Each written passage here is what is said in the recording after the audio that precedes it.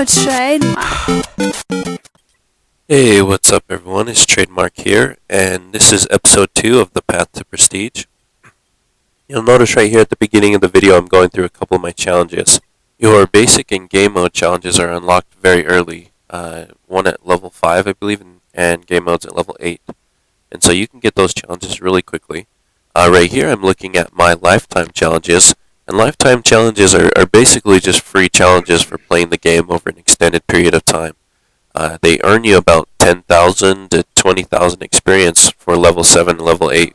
And level 8 is the final tier of your lifetime challenges. So, you can always take a look at your lifetime challenges. It's not like you specifically work towards them. You just play and you're going to get all of them. But the things that you can do, or the challenges that you can do for basic and game types. Basic, especially the easy ones, is you can jump through 5 windows or dive through 5 windows. You can fall 15 feet and live, and you can also fall over 15 feet and die. And those things are all easy experience points.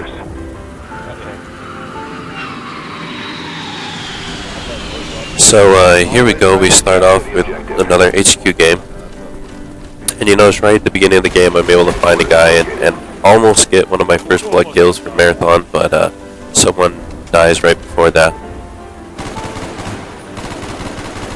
And so I pick up an AUG. When you first pick up a gun, a lot of times I'll switch out my secondary for another primary when I find one on the ground. That's just for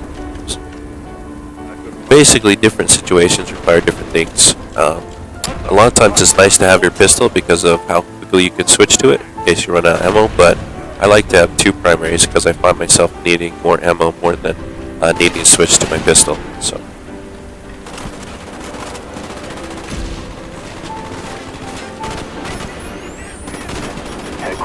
So right at the beginning of the game I get stuck, but I am able to run outside and make him suicide himself somehow, so that was funny.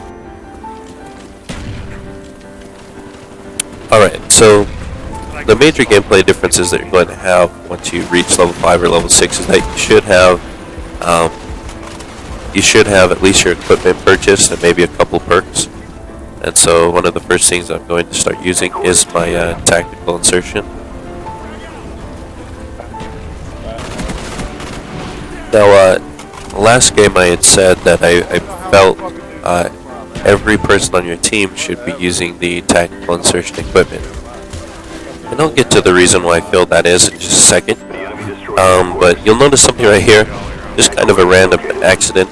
This is a really easy experience challenge to get. I don't mean to do it right here, but I fall off the ledge accidentally, and voila, 250 experience just for falling off the ledge. So,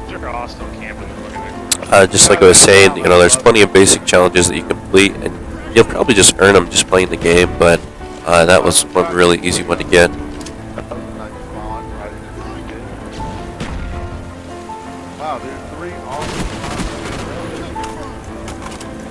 So, one thing to be aware of is on maps like this, I don't think I have ghosts on them. Yep, I have lightweight still. So, when you're not running ghosts on the map like this, the enemy team is going to have UAV quite a bit. It's going to be hard for you to, stay out of their sight. So, it's very important that you stay aware, kind of be aware of everywhere. A lot of people are going to run Ghost on the map like this. I know I do. I always run Ghost Silencer when I have it unlocked on Kowloon. Just because Kowloon is such, it's a dark map, it's got rain, it's got a lot of noise, so, having a silenced Ghost class makes you almost invisible. Okay, so back to the tactical insertions, why I feel that every person on your team should use them. Now, tac inserts by themselves allow you to determine where you spawn, and it gives you no kills really. Not directly at least. It takes a lot of time to put down, but the reason why I like tac inserts is because of, especially in objective games like HQ, in a big map like this, you spawn off of your other players, off of your teammates. So basically, if no one on your team is using tac inserts, or very few of you are, you're going to be spawning wherever your teammates are spawning. And if all your teammates are spawning across the map, well, guess what? You're going to spawn across the map as well. And so, I mean, I really see no use for most equipment. You know, like camera spikes. I mean, that's just garbage. Claymores. I mean, I guess claymores are okay, but they're not nearly as good as Modern Warfare 2 because you can't replenish them. So, I mean, it's one kill. Motion sensors and jammers are pretty much the only secondary equipment that could possibly justify other than attack inserts. Motion sensors allow you to kind of, you know, it's kind of like a free mini radar. And one nice thing about motion sensors, you pick up ghosts even. It's only Hacker Pro users that you don't pick up. But yeah, motion sensor is nice. Jammer's okay as well in certain situations, but 99% of the time, and on nearly every one of my classes, I'm going to run attack insert. And in this Prestige, actually, there's a few games that we lose, and I'll specifically blame that our team didn't use attack inserts. And it can't be just one person. You got to understand that multiple people on your team have to be using attack insert, because only one person, that attack insert is going to blow up, or you know, you're not going to. The attack insert is going to get destroyed, or you're going to die before you're able to lay one down like that, and you're going to spawn next to your team. So it's very important. I would say at least 4 of your team needs to be using it. One cool thing about attack inserts is if you lay them down kind of away from the HQ, but you suddenly spawn, like that last spawn that I had, you're going to be able to go right into the enemy team because they just barely broke the HQ. You're going to be able to turn a corner and get a few kills. And there's been countless times where I've gotten plenty of experience just from spawning and then killing some people at the old HQ point.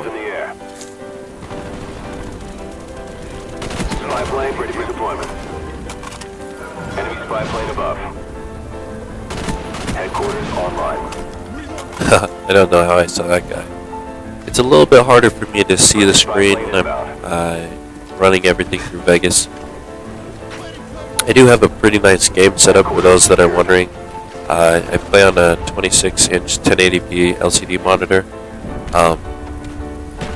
and I play about 4 feet back, just in a chair right behind it. So my PC's right next to it, and I basically have 2 monitors that I use, so I have dual monitors as well.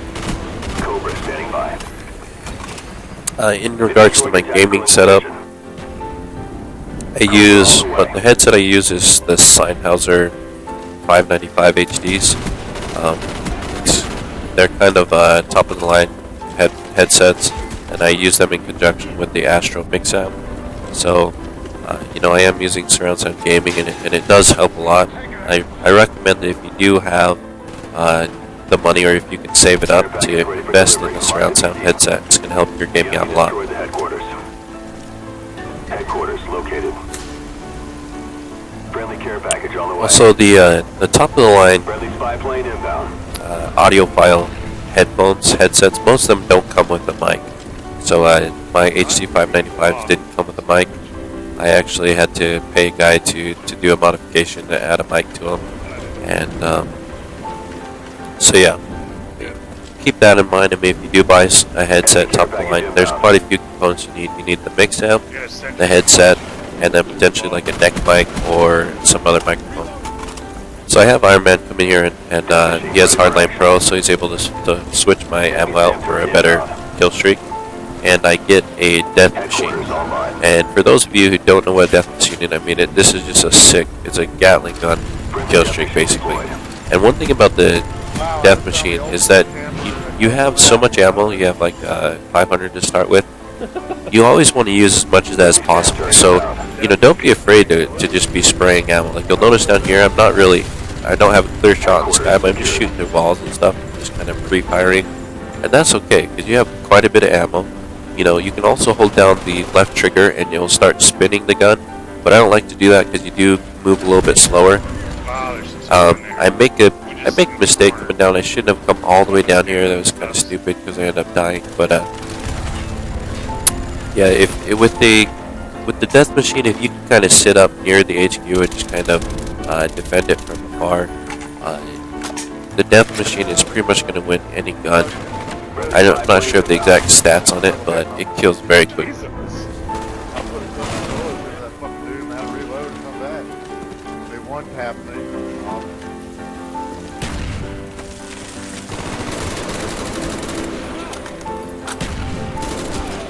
They're all Alright, so far, I mean, I'm 27-16. I'm not having an incredible game, obviously. They only have one capture, which is, it's not good. You know, at this point, I think we've had, 3 or 4 captures already. Try and stay alive and try and stay near the capture points for the most experience. I don't know, he spawned before me and I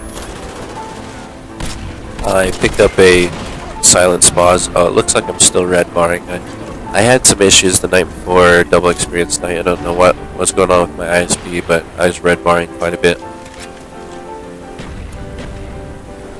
I like this map, but a lot of people haven't. I mean, I don't mind. I run around here. And the silent spaz is actually a really good weapon.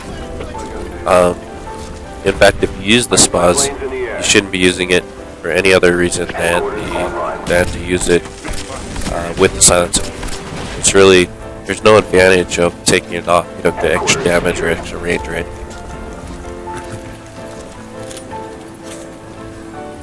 There's a guy sitting here. I have no idea what he's laying down there for, but I kill him, but his teammate's right behind him.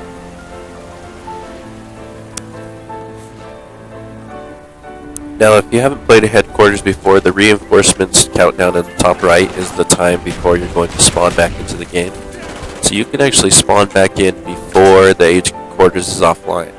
And I don't think this one we do that, but if your team holds the HQ for long enough, you will start respawning.